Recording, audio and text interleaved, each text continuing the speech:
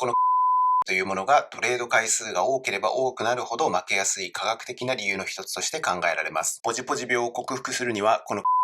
に陥らないための対策が必要になるので、今回はその対策を紹介したいと思います。今回の動画のテーマはトレード回数が多いと負けやすい理由、ポジポジ病やトレード回数が増えると負けやすい理由とその克服方法について解説をします。トレード回数が増えれば増えるほどなぜかトントンやマイナスになってしまうという方いませんでしょうか。実はこれには人間の意思決定に関するメカニズムが関係している可能性があります。今回はトレード回数が多いと負けやすい理由について科学的な研究を紹介しながらその対策を紹介していきます。ポジポジ病はもちろんですが、ポジポジ病とまでいかないにしてもトレード回数が多くなってくるとなぜか負けやすいと悩んでいる方、これを知らないと資金の増えない無駄なトレードを繰り返して時間もお金も浪費する可能性がありますので、ぜひ最後まで動画をご覧ください。まずはポジポジ病とは何かというところについておさらいをしていきたいと思います。ポジポジ病とは1日や1週間などの一定期間の間に頻繁にトレードを繰り返してしまう現象のことです。頻繁にトレードしても勝てていて資金が増えていれば問題ないのですが、ポジポジ病に陥ってしまうと頻繁にトレードを行う一方で勝てない資金を減らしてしまう状態に陥るのが一般的です。ではなぜポジポジ病は負けやすいのかという点についてなんですが、これについて一つの理由と考えられる面白い研究結果があったので紹介します。それは決断疲れによるというものです。それでは決断疲れとはどのようなもので、どのような弊害を及ぼすのでしょうか。決断疲れとは意思決定を長時間繰り返した後に個人の決定の質が低下する現象のことを言います。では決断疲れに陥るとどのような弊害があるのでしょうか。決断疲れは不合理な意思決定をしてしまう原因の一つとして理解されています。いくつか例を紹介したいと思います。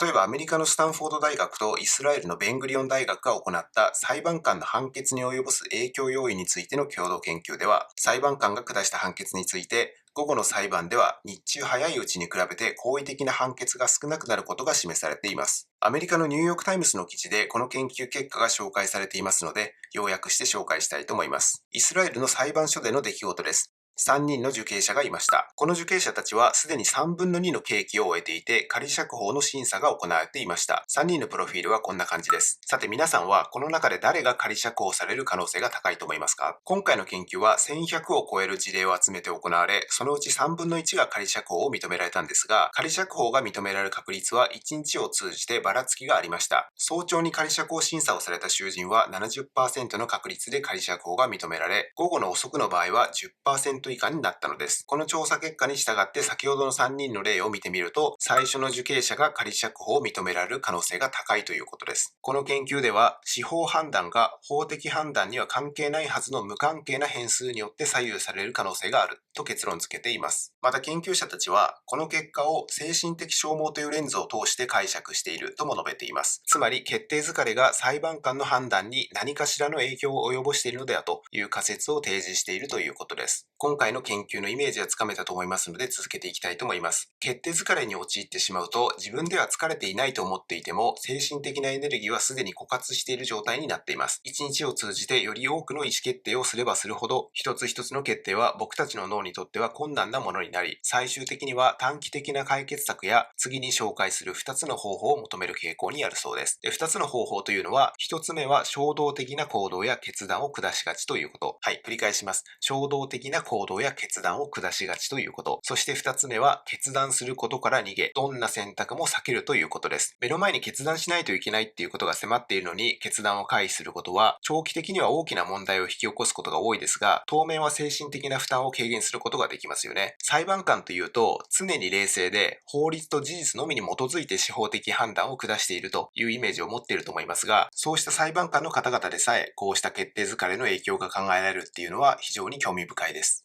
またアメリカのコーネル大学の調査では、平均的な成人は1日3万5000回の意思決定、食事だけで 226.7 回の意思決定をしているそうです。スーパーに行って何を買おうか決めたり、レストランでどのメニューを頼むか決めたり、仕事に着ていく服、朝の通勤でプラットフォームのどこから電車に乗るかだったり、会議の決断など、もろもろを含めてこの数字ということですね。こちらは皆さんご存知のスティーブ・ジョブズ氏。スティーブ・ジョブズさんというと、いつも黒のタートルネックとジーンズといういでたちっていうイメージがありますよね。毎日同じ服を着ているのは、服選びに時間と頭を使うのではなくて、もっと重要な問題の意思決定に自身のエネルギーを使いたいとインタビューで答えています。こちらは元 Facebook、今はメタ社の CEO、マーク・ザッカーバーグさんですが、彼もいつも同じような服装をしているのは服選びにエネルギーを使いたくないからといったような発言をされています。こうした行動っていうのも決定疲れを防ぐための取り組みですよね。で、実はここに後ほど説明するポジポジ病克服の秘訣が隠されています。また決定疲れの別の例としては、消費者に本来必要でないものを購入させるなどの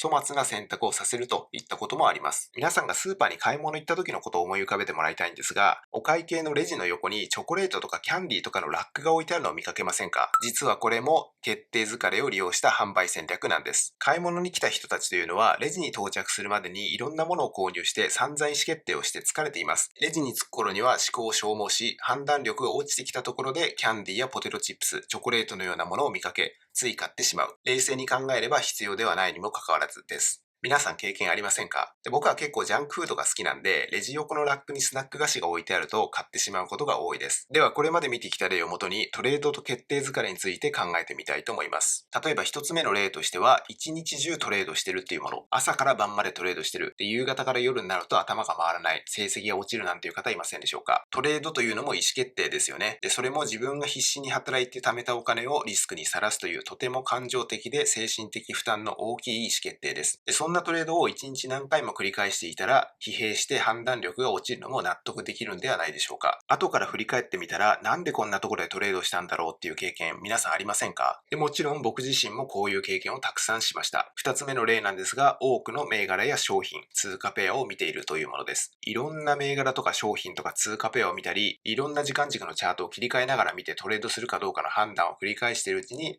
思考が消耗してしまって、判断力の鈍ったところでついついポジションを持ってしまうっていうのも、今回紹介した決定疲れそのものなのかなというふうに思います。今日はドルもユーロもポンドも動かないな。じゃあカナダドルを見てみよう。お、ここにダブルボトムができてるじゃないか。そう思ったら最後ですね。ダブルボトムの部分が光り輝いて見え、他のことは一切目に入りません。気づいた時にはマウスのボタンをクリックしています。大体そういう時って環境認識がおろそかになりがちで、ポジション取ったら目の前に大きなサポートラインが控えてるとか、上位足の節目の価格なんかが控えていて自滅したとかになりがちです。それではここからはこれまでの内容をもとにしてポジポジ病を克服するための方法について解説をしていきたいと思います。ここまでの内容で決定疲れに陥ってしまうと判断力が鈍るポジポジ病にもなりやすいということが分かっていただけたかというふうに思います。今回4つの対策を紹介しますが、共通しているのはルールを決めるということです。ルールを決めるということは余計な意思決定を避けることにつながりますので、決定疲れになるのを防ぐということにもなります。それでは見ていきましょう。まず1つ目なんですが、取引する銘柄や商品を絞る、固定するということです。取引する銘柄や商品、通貨ペアを増やせば増やすほど、当然ですが環境認識を行う必要があります。環境認識も当然意思決定の連続です。目線付けをはじめ、トレンドの認識、サポートやレジスタンスの特定、で、これらをさらにマルチタイムフレームで行っていく必要があります。監視対象の銘柄が多ければ多いほど、取引頻度が多ければ多いほど、これらの作業と意思決定が増え、決断疲れにつながる可能性が高くなります。先ほどのスティーブ・ジョブズさんの例を思い出してもらいたいんですが、今日何を着るかってとこに頭を使いたくないから同じ服を着てるわけですよね。であれば取引する銘柄についても固定してしまえばいいんです。今日は何をトレードしようかななんて毎日銘柄変えてる人いませんか？先ほども紹介しましたが、今日はドルもユーロもポンドも動かないか、じゃあニュージーランド見てみるかなんてね、普段触らないのに暇になると他の銘柄を漁ってしまう人は要注意です。デートレはこの銘柄しかやらない、スイングトレードはこれといったように取引スタイルごとに取引商品を決めるというのもいいと思います。これは僕自身も実践している方法です。それから2つ目の対策なんですが、取引する時間帯を限定するということです。東京時間のオープンから午前マーケットだけ、欧州時間だけといったように、これを決めることでダラダラとチャート監視し続けていらない意思決定を避けることができます。相場が動く時間帯って大体決まってますよね。東京時間であればオープンから株式市場の昼休みまで、午後は比較的静かな動きが多いです。で、また欧州時間についても本格的に動くのはロンドン市場がオープンしてから。で、ニューヨークについては為替と株式で2回オープンがありますから、そういうよく動く時間帯に絞ってトレードするっていうのがいい方法だと思います。続いて3つ目の対策です。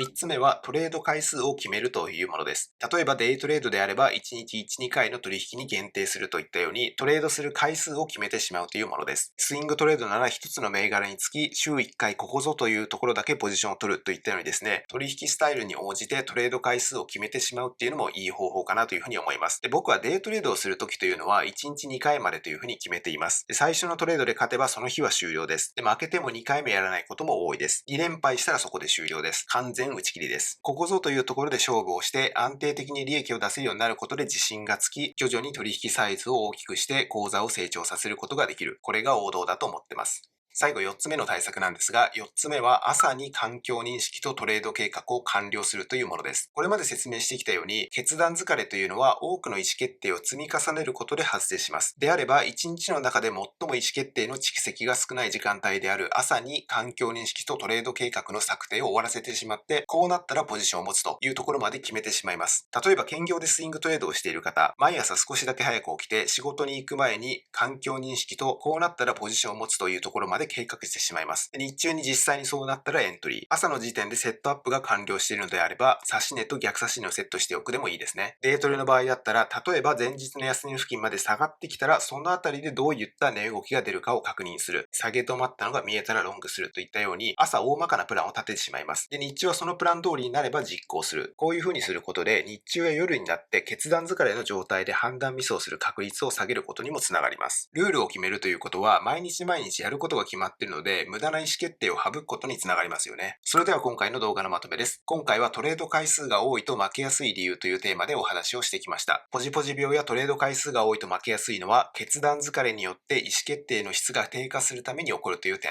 著名人も決定疲れのデメリットを理解して行動しているという点。ポイントは意思決定を削減するためのルール作りでした。そしてポジポジ病を克服するための4つの対策についても紹介をしました。すべての対策に共通するコンセプトとして、ルールを作って無駄な意思決定を排除するというものがあります。取引銘柄や商品を絞る、取引する時間帯を決める、取引する回数を決める、決断疲れになっていない朝を活用するという4つを紹介しました。さて皆さんいかがでしたでしょうか。今回は精神的な疲労っていう研究結果を紹介してみたんですが、僕はこの研究結果を読んだ時に、これこそがポジポジ病が負けやすい理由なんじゃないかなというふうに個人的に納得しました。ポジポジ病になってしまうのは人間の脳の仕組み上そうなりやすいとも言えますし、ポジポジ病になってしまうと判断力も鈍っているのでミスをしやすい。結果的に負けやすくなるっていうことが人間の体の生理的な面から説明することができるんじゃないかなというふうに思います。自分がポジポジ病になっていないかを振り返る、ポジポジ病を克服するためにおすすめなのがトレードノートをつけるっていうことです。トレードノートの効果的なつけ方と僕が開発したオリジナルのトレードノートツールについての動画を概要欄に貼っておきます。ポジポジ病で悩んでいるという方は合わせて視聴してみてください。また今回の動画の内容が参考になったという方は高評価をいただけると次回以降の動画作成の参考になります。それでは今回の動画は以上で終了です。また次回の動画でお会いしましょう。さようなら。